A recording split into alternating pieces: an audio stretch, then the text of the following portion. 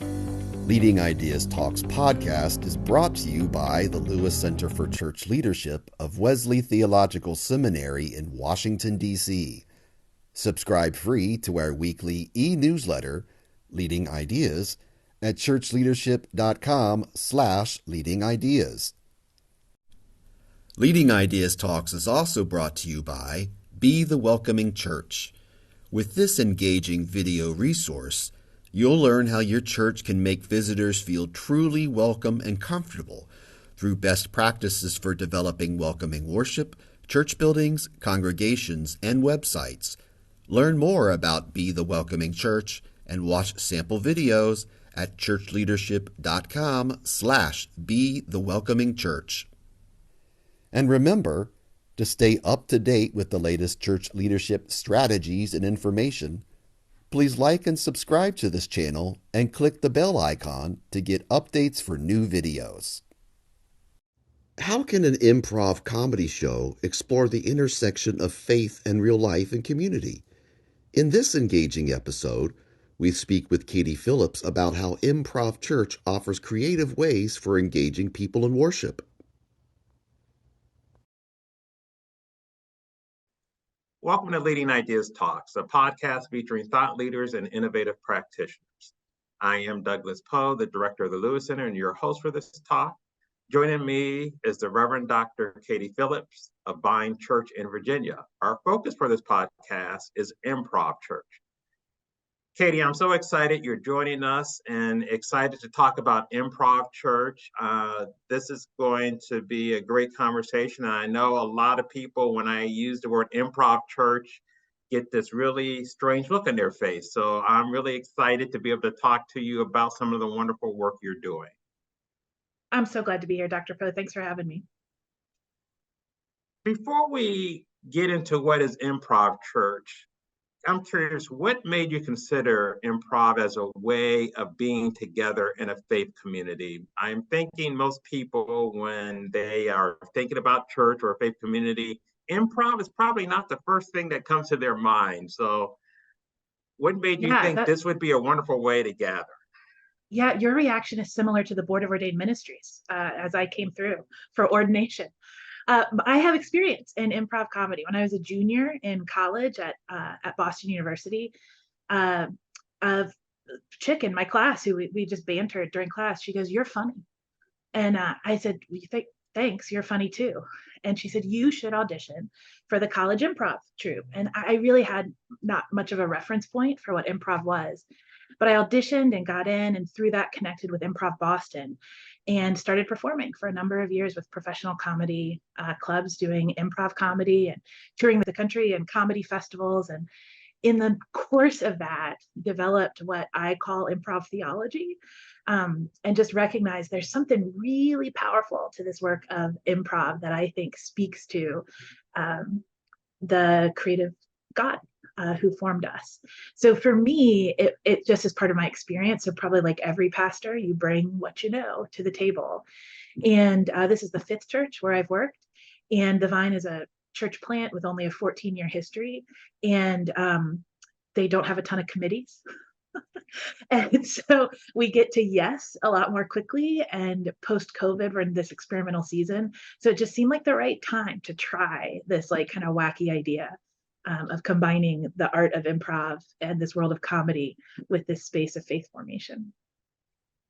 This is pretty exciting that your background is actually in improv. So this isn't just something you're just like, this sounds like a great thing to try. You actually started sort of improv before you moved into thinking about this work as a pastor. And now you're sort of bringing together your background from improv and, of course, your love of theology and the church. So now let's get to the question everybody wants to know. What is Improv Church? So glad you asked. So I thought you would be. Improv Church uses uses a form of improv that's called an Armando. So it's a format for improv. Many people have probably seen what we call short form improv comedy shows. So on TV, that's like Whose Line Is It Anyway? So it's a series of games, and I love short form improv. It's the way many of us have made money in the industry at some point because people love it. It's, packaged, it's good. But there's this other form of improv called long form, where you kind of get one-ish suggestion from the audience, and then you do a whole show, a whole 90-minute night of theater and comedy based off that original input, and just allow the comedians to start riffing off each other. So everything becomes an input, right, along the way. So the Armando is this form of long form that lots of comedy clubs do around the country, where there's someone who gives a monologue at the beginning, and then there's a series of scenes that are improvised using that monologue as inspiration. And then the monologist, I don't know if that's a real word or not, I like but it. you like it. The I like monologist comes back up kind of halfway through the show, and they may have started the night with a story that they were prepared to tell about their life. But halfway through, they come back up with a story they weren't prepared to tell based on what they just watched in the show. And then there's another 30 minutes or so of improv. So I just thought that format could work in a worship setting, where instead of a monologue, it's a little homily, it's a little message. So for us at Vine Improv Church, you come in, we have a mocktail bar set up in the church. We're mixing mocktails for people. We want it to feel like a date night. We want it to feel like you're at a comedy club. We charge $10. It's a donation, so we let everyone in. And the reason we do that is because the comedians told us to. They said, don't make it free. No one's going to a free comedy show. That sounds awful. Right? You got to have some value to it. So it's $10, mocktail bar. You come in, and then I welcome people, and I explain to them this is an experiment in faith and in comedy, and tell them the format. And then I give a brief homily, and I really work to keep it very because the folks that we attract to Improv Church, our goal with Improv Church is to reach people who are likely not going to come on Sunday morning. So these are not people who necessarily have a high biblical literacy. And so we want to introduce them to the person of Jesus Christ. And so I do that through story, brief homily, and then the improvisers start the comedy. I come back up, and so I plan what I'm going to say there. My general preaching involves improv. So when I say plan, I know what story I'm going to use from scripture. And then the improvisers riff for about 30 minutes. And I use whatever they just did, to think through what my next little piece is going to be. And I offer another little 5-minute thought. And then the improvisers go again. So that's kind of, and then we close with an invitation to prayer, an invitation to communion. And we explain what the communion table is, and that's for everyone. And then the improvisers close with a game, just kind of a fun improv game. And we invite folks then to stay and hang out, chat, converse. And so some folks leave, but a lot of folks stay. And the improvisers join them around tables, and just some cool conversations happen. Well, let's unpack all of what you just said a little bit here, because you've said a lot. And I think this is going to be really exciting for individuals. The first piece is when you talk about the improvisers, my understanding is these are actual comedians. So these aren't people who sort of, I don't want to use the word playing at, but these aren't individuals who are from the church who then are trying to do this, but these are actually professional comedians that are improvising off of a homily. So, I mean, it's probably stretching them some also, but that and this is part of why you're charging, or the donation of $10, because these are real comedians doing the work of improvising. That's right. They are. These are all folks who have their own following. They perform in the DC area regularly, because I still jump into shows every so often. They're all people I know or have connected to through them, but they're not all Christians. And there's some stories there that I'd be happy to share of some work God is up to in those spaces. But that's right, they're professional comedians. So we advertise that this show is for ages 14 plus, and that there's no holds barred. So we literally put in the advertising, if you're the kind of person that clutches your pearls, this is not the worship service for you. we welcome you to any of our other ones, right? Right. But the audience we're looking for are folks who are looking for a comedy show. Yeah. But because they're professional comedians, their primary focus is comedy, then part of my idea for this is that there has to be space where the church can be pliable and we can make fun of ourselves, where the issues with the institution or even holes in scripture can be pointed out, right? And when I say holes in scripture, I mean, we read scripture on Sunday morning in worship. And I'm sometimes astounded that no matter what passage I preach from or I watch other preachers preach from, the congregation's reaction to a scripture reading, we've been trained that our reaction should be, yes. Where the truth is, there are times we should be turning to each other and going, what? Like, that's bananas. I mean, from the ridiculous, like the donkey was talking, really, like you should turn to the person next to you and go, come on, right? Or, there's more to this story. Or things that are just devastating or hard or, painful or tragic, traumatic. But we've somehow been trained that the reasonable response for worshipers is, and what you say to a preacher on the way out the door is, thank you, Pastor. Thank you, Pastor. I needed that. And I just think there's now at this point multiple generations of people for whom the church is countercultural. This notion of coming to worship for an hour and standing, sitting, listening to this kind of lecture, all of which I'm a fan of, P.S. But I know that there's several generations of people that are just so far removed from that this notion that improvisers could take as inspiration a sermon and riff on it, run with it in any way that it informs them on any given night. And so that means sometimes they're finding the problems, if you will, in the story.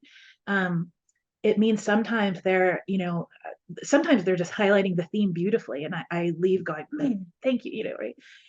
Other times they're poking fun at the institution, but all of it, for that to happen in a church, I think speaks to a younger generation that's all acceptable. That's all acceptable. That's all part of faith formation. We're not afraid of that. God is bigger than that. The church is stronger than being afraid of someone going, wait a minute.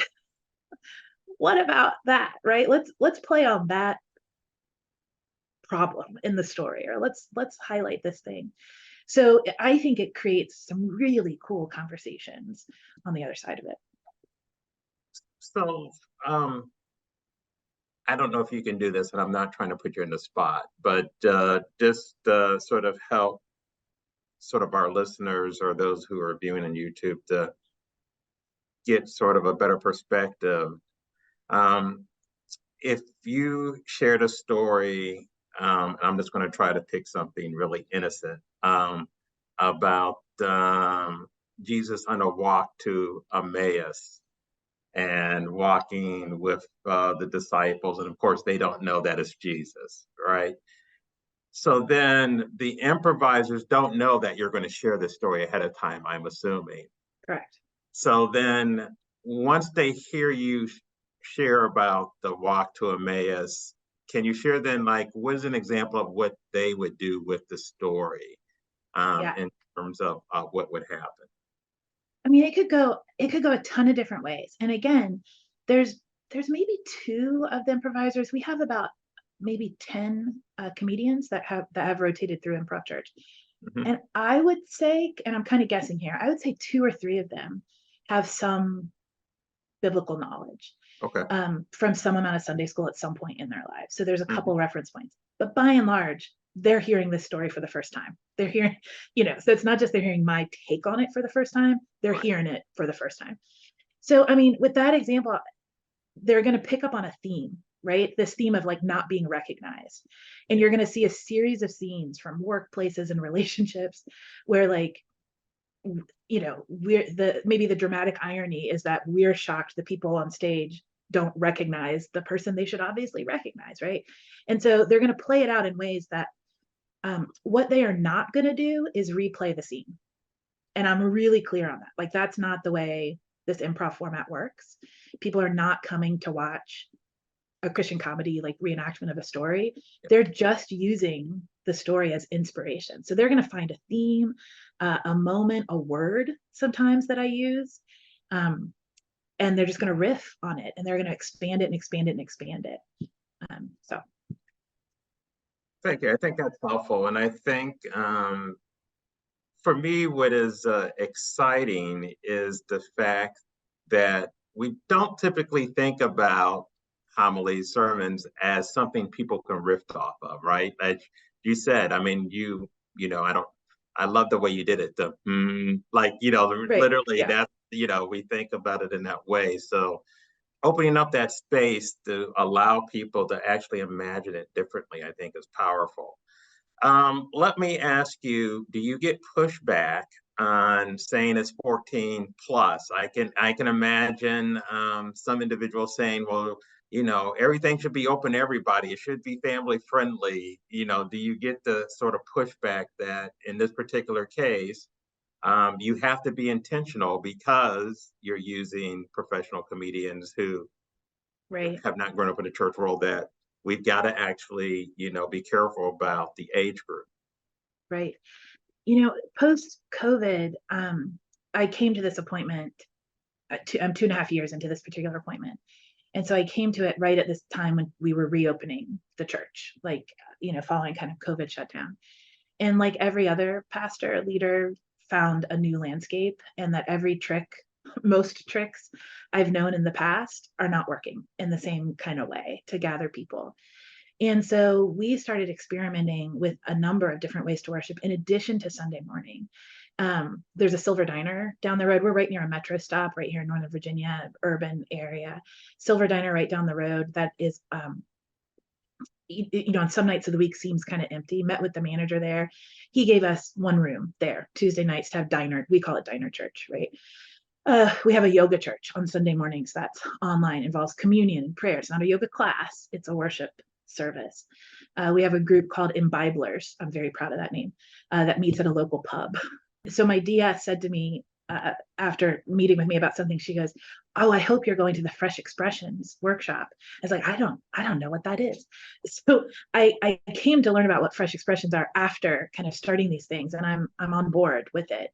So for me, this notion of having these different modes or vehicles or manners in which we tell the same story, right? The mission hasn't changed, the vision hasn't changed, but the means, I think, need some flexibility in this time and place. So for me, in the same way that, a youth group is for ages 7 through 12, and the third grade Sunday school class, well, it's for third graders. And, that I think it's okay to have different vehicles where we're trying to appeal to different people. I think we have to have a wideness of our vision in that kind of way. But I will tell you, Doug, again, this appointment is just different, and I'm so thankful for it. And I think I actually did a workshop with a church yesterday. I meet with team, I'm invited to meet with staff teams and do workshops in leadership training and creativity training. And I was reminded, it was a great church, great workshop, but I was reminded of previous churches where I've served, where there's committee, and things just move a little slower. And I just think in post-COVID, we've got to just be a bit more nimble as a church. So when I went to our board and I pitched this idea, they're like, yeah, give it a try. In fact, you all published an article Yes. 2 years ago with the thesis that was just try stuff. Yeah. And I wrote it on we have a chalk wall in our shared office space, and it's huge on our wall, just try stuff. That this is what we have to do. We have to not be so afraid of failure. We have to throw stuff up against the wall. So I pitch Improv Church to my leadership team, and I'm ready. I'm prepared. Details, data, the why. They go, yeah. Why wouldn't we? That's great. Let's do it. I was like, what? And then I thought, okay, I need to push this a little bit, because they're going to be the ones that get the emails saying, I cannot believe that word was used in a worship space. So I literally sat there and I painted the picture for them, and they're all just like, yeah, no, yes, we're a yes on this. So I pushed it farther and I said, I'm about to say some bad words in front of you all, because when you get an email with this bad word, I want you to be ready. So I just straight face looked at my board on a Zoom call, and I said, what if this word is said? What if this word is said? What if a scene goes this direction, right? I mean, it's a comedy club, so there can be sexual content, there can be, but goodness gracious, is the human body hilarious? Yes. Is Are relationships funny? Yes, all that is wonderful about comedy, about kind of poking fun at those spaces.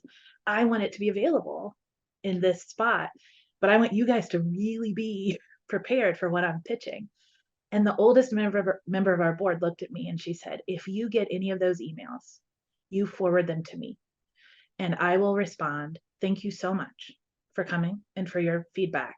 This is not the worship service for you. May I invite you to, right? Any of these other options we have. So it was just important to me that they get it, not just in this general, like, oh, we love that we have a creative pastor who's going to try something. I need you to be on board enough that you're going to defend it if, if we get to that space.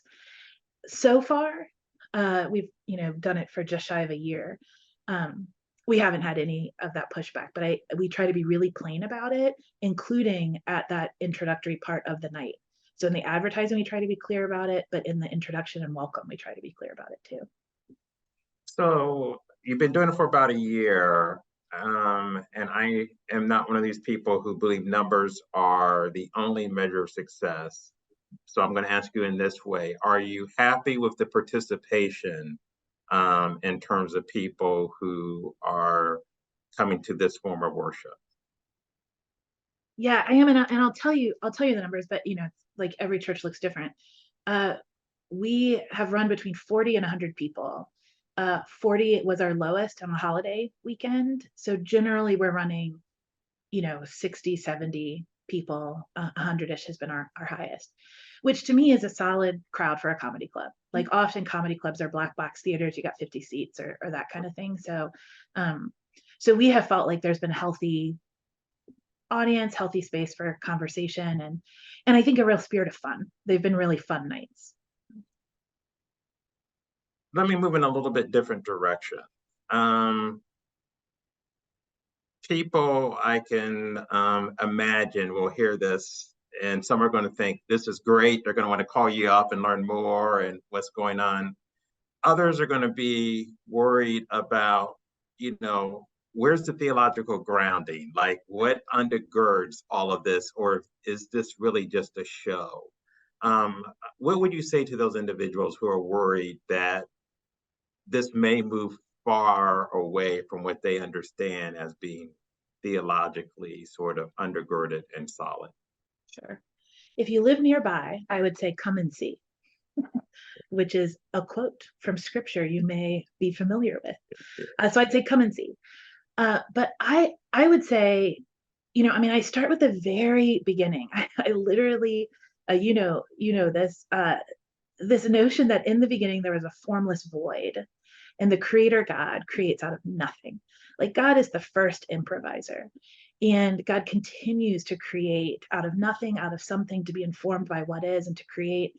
And so I think that work is inspiring. This new thing that God is always up to is inspiring and exciting. And I think for people to be in spaces where there's that kind of like, potential, like, oh, what's happening, where they're seeing a church that's unafraid to like address the questions and, even receive a little pushback that we're not worshiping an institution. I think it's really powerful and resonates and speaks to kind of the boundary breaking work that Jesus was always up to. But I would also say every form of fresh expression that we've engaged here, it started with me thinking through this, fourfold pattern of worship. And what does that look like at the root of it, at the heart of it, right? And so we make sure that we're moving people through that process. So at Improv Church, it just so happens, that the sharing of the word happens from a homily and this flexing, against it, this kind of conversation. But then we invite people to this opportunity to respond. We invite people to the table. We've had multiple people take communion for the first time in their lives at Improv Church. That's powerful to me. I told you earlier, we've seen some really interesting, when we planned this, we thought, oh, all the people who live in the apartments and condos right here are 20 somethings. They're gonna come. The Dunloring Metro, people are gonna come. The truth is, we've got some of those folks, but the truth is, the folks who are coming are the spouses of our members who have zero interest in coming Sunday morning, or the college age kids of our members who otherwise don't attend, or that this is a place where people are inviting their neighbors and friends, that our normal attendees are inviting their neighbors and friends to come. But part of the power of it for us so far has been what's happening in the lives of the comedians. I've now performed a wedding ceremony for two of them who were going to go to a civil officiant, but said to me, we've really thought about this and we want God to be part of it. Right? Like, come on, let's do this thing. One comedian, I got a text probably midnight after one of the shows. And the person said to me, I've now heard you talk about this Jesus guy 3 times. And I'm starting to wonder if there's something there for me. And I mean, man, it just brought me to my knees. Yeah, Just, that's powerful. like, what does that look like? So, I mean, and of course, that's the way God does, right? Like my vision wasn't to convert comedians, right? My thought was, let me use some of my friends who just happen to be wicked funny and are willing to perform in this venue. But lo and behold, I mean, God is attractive and appealing, and it's a powerful message of grace that people are longing to hear. And so to give them a way to hear the same thing that you would hear on Sunday morning, but through a different lens, through a different way of hearing it, and then the invitation to come to the table, invitation to share your prayers, invitation to be part of community. Stay, let's talk about it a little bit. What'd you hear? What'd you think? What are your questions? What do you disagree with? Right? It's all, right. It can all happen here.